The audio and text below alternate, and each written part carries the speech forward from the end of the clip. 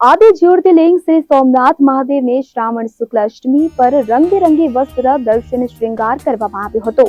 વિવિધ પ્રકારના પીતાંબર, રંગબેરંગી ફૂલો, ચંદન સહિતથી સોમનાથ મહાદેવનો શ્રૃંગાર કરવામાં આવ્યો।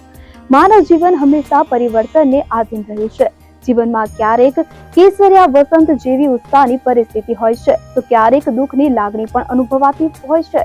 જે રીતે વિવિધ રંગો મહાદેવના શ્રૃંગારની સુંદરતામાં વધારો કરે છે, તેવી જ રીતે વિવિધ પરિસ્થિતિઓ માનવ જીવનને વધુ જીવવા લાયક અને આનંદદાયી બનાવે છે। જીવનમાં આવતી પરિસ્થિતિઓથી વિચલિત ન થાય, તે જ મહાદેવનો સાચો ભક્ત કહેવાય।